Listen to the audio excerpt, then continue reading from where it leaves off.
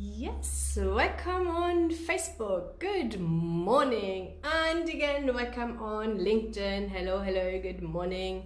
I hope you had also an absolutely amazing weekend. Our weather yesterday was crazy. I think we had here 31 degrees. I even had my feet in the swimming pool because it was so hot. But it was also really, really windy. Okay, so if you are on Facebook, do me one favor. Just please write in the comment that you can hear me, that the sound is good. That would be lovely.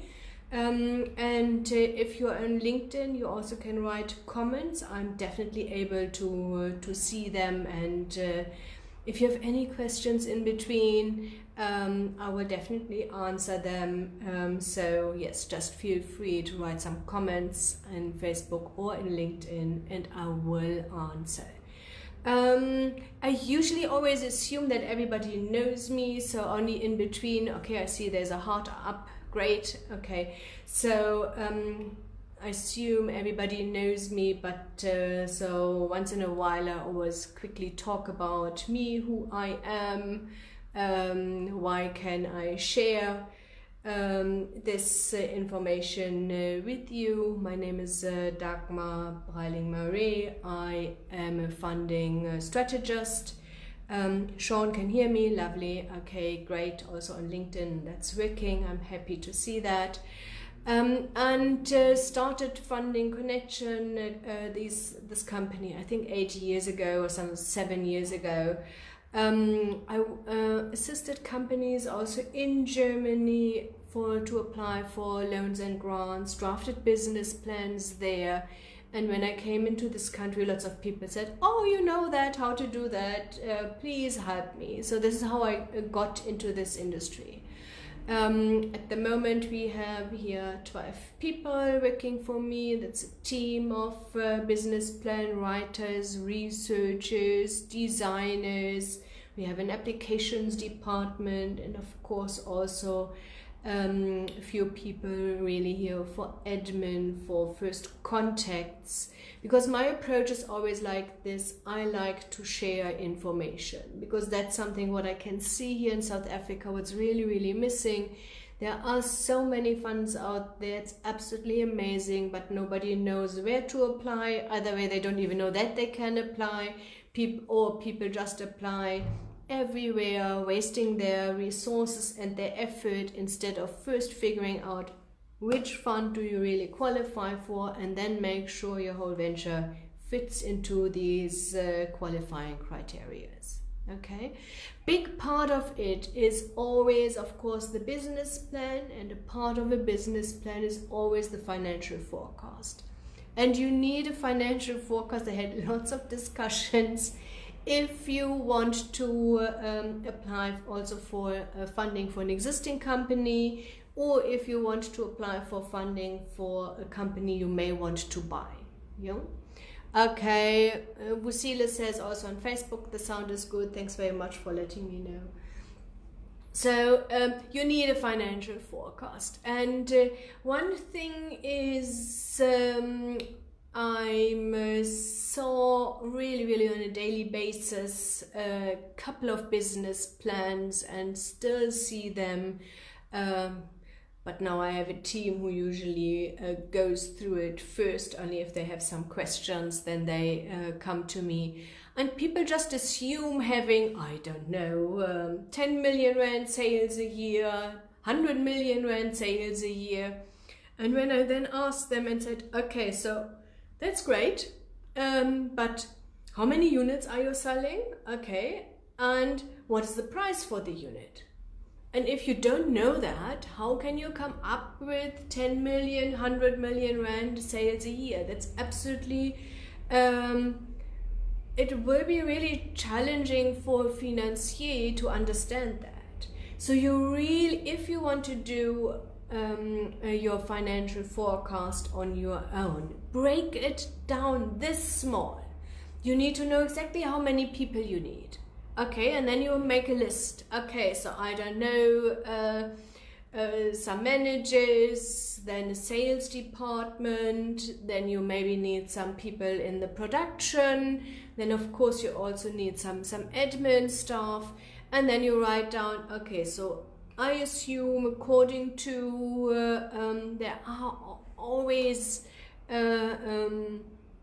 statistics out there, so you know exactly your CEO earns this per year, an administrator, good administrator earns that per year.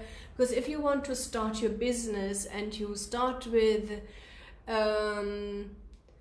people they don't have experience, you are the firefighter all the time in your business and you're not able to concentrate on your growth, you know. So don't find an administrator with no experience. Don't find a production manager with no experience. You need to have a team around yourself. They know what they are doing, even if it means you may need to pay a little bit more. It is worth it, you know, for the success of the whole setup.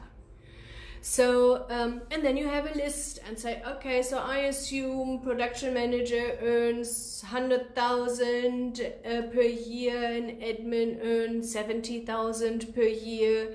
And then you go down there and then you have a great understanding how much salaries and wages you pay per year.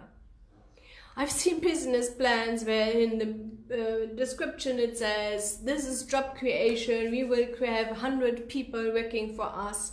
And in the financial forecast it says we have 10, 20, maybe even 100,000 rand a month salaries and wages. How can you do that? You know, and if you go down with these nitty gritties.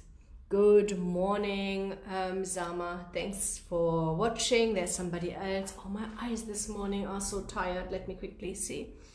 Lishlo Honolo. Oh yeah. I'm not too sure if I pronounced that name correctly. It says also hi. Great. Sorry for that. So you need to really think about these nitty-gritties. And let me tell you, the financial forecast is a breeze if you go down there. Then you need to think about rent. How much rent do you need to pay? How much electricity do you assume will you? Not thumb sucking, really sit down. If we do business plans for production, we have a look how much electricity the equipment really needs. You know, to be then able to estimate the electricity. And even our forecast, we assume a higher increase than the inflation rate for electricity, because we know that's what's going to happen here in South Africa. You will need to pay more and more each and every year for electricity. Yeah.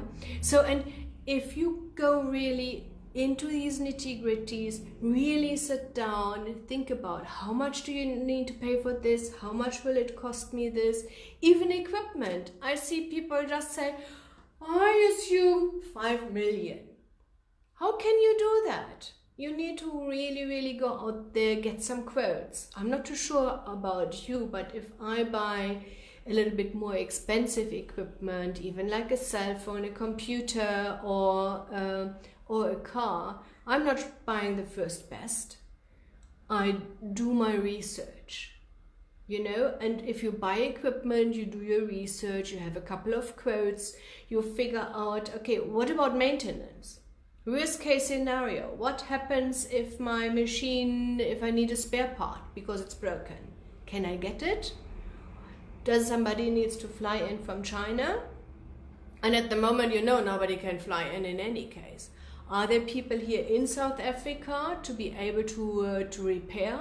Because even in times when it was able to travel, if your machine, if your production stands still for a week, you can't afford that. You need to make sure there is somebody who is able to repair and maintain your equipment here in South Africa. You know, and even if they need to come from Joburg or Cape Town, that's already a hassle.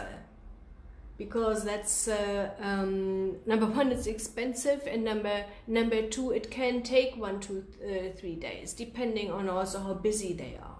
Yeah, and let me tell you, as soon as you really sit down and you are absolutely clear, what do I really need to invest? Okay, these are the once-off fees you need to pay. And what will be my monthly expenses? You have so much clarity, and the financial forecast is easy peasy. If you buy an existing business, if you buy a franchise, it's even easier for you because they can tell you exactly the historical numbers. Then I personally I like to go through it and say, is this realistic? Is this realistic? Maybe they spend too much petrol, or I don't know. So sometimes it just makes sense to analyze all these numbers. Hi Cedric, it's also watching. Great. Yeah. Please take your time. This is critical. And also later on, if you're running your business, it's not the job of your accountant or your bookkeeper. It's your job. You need to understand the numbers. You need to know exactly at each and every given time. Are we on track? Are we missing some sales here? Must I push? I'm doing this here at Funding Connection all the time. We know exactly each and every day how much is our sales. I have absolutely, the whole team knows that, know exactly how much we need to earn per day. And our earning is money in the bank, not sales. And then maybe somebody pays later, you know, because I need to manage our cash flow, and that's will be also your job. And helping this, setting that up, and then later on, if you run your business, being there on the pulse of the time. Let's be honest, we pay on the 25th our salary. If I check on the 24th, do we have enough money or don't we have enough money? I have no chance to do something. If I'm figuring out after 3-4 days after the beginning of the month, oops, we are in trouble, we don't have enough sales. You have so much time to really manage and see, okay, what can we do? Outstanding payments, calling existing clients, usually you have repeat customers, offering them some specials, figuring out if they need maybe something else, you know, so you have then 2 or 3 weeks to really be proactive, do something about it, to be able then to pay everything at the month. And let's be honest, I've seen that lots of companies do that even at the end of the year. They just go through the year without really double checking their cash flow, and end of the year then the accountant says, oops, you made a loss. That's not how I like to work, you know. And specifically if you want to apply for a loan, you need to repay the loan, and I want you to be successful. Not just getting along. I want you to be successful like you can be in your wildest dreams. Yeah? And if you are on the pulse of the pulse, and you know exactly what's happening in your business, so it is number one, setting that up, being absolutely clear about your numbers. And then later on, if you go in there and start your business, then you always can have a look. Okay, so my estimation of electricity was 20,000, but we need now 30,000. Then you just have a look. What's the problem? Did you make some mistakes in the business plan and the estimation was wrong? That's okay. Things like this can happen, you know. Or is the equipment not switched off at night, or not switched off at the weekend? Or maybe you planned one shift, and because your demand is so high, you have 2 shifts now. Then you say, okay, makes sense, next. Yeah? So that you always have an idea about, that is the job of a business owner. The job of a business owner is not standing at the equipment and manufacturing things, okay? The job is not to write invoices or follow up with customers. If you're in the beginning, a startup, that's okay. I've done everything. Most of you know that. I started as a one-woman show. I have really done everything. But as soon as you have a team, your responsibility as a business owner is to grow your business. And part of it is having a handle on your numbers, because then you know you're on track and you know, oops, you're not on track. And if you figure out you're not on track, then you can come up with crazy ideas how to increase your sales. Maybe you don't need to increase your sales. Maybe you just need to figure out your cost of sales are too high. Yeah. Okay, so, and let me tell you, as soon as you're absolutely clear about your numbers, your financial forecast is absolutely easy. There are lots of Excel spreadsheets out there. They ask you these questions. Then you can do that. We at Funding Connection, I also offer a course, how to draft a business plan, and there's an Excel template, a simpler version of what we offer, but it's still one page where you put all the numbers in and it asks you all these things what I just said. How many units per year are you selling? How much does your unit what is the price, your selling price? What is your cost price? How many staff do you have? Have a list. Give us the monthly, the yearly salary. Give us the monthly cost. All these things are in this. Yeah. Okay. Lucky. Thanks very much. That is so much easier than your long name I was really struggling with. Okay.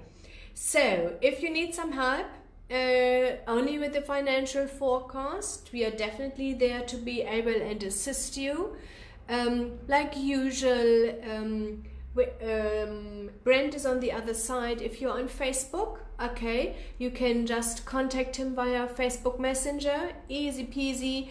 And then he can advise you if you have any questions regarding the financial forecast. If you have any questions regarding funding or business plans in general, just contact him there. If you are on LinkedIn, okay, I am checking my LinkedIn once, sometimes twice a day, so it's not that regularly watched that than Facebook, but I will definitely be able to come back and advise you and guide you if you have any questions. Okay, that was it for this Monday morning. I wish you an absolutely amazing, successful new week. Okay, and we see us next week again. Okay, let me quickly see. No questions here anymore. Yes, use Facebook Messenger, use LinkedIn Messenger if you have some questions, and we are there for you. Okay, take good care. Let me just end that here first on LinkedIn. Bye-bye. Okay, that's done. And also here on Facebook. Wish you an absolutely amazing, absolutely successful new week. And we will see us next week latest. Okay, bye.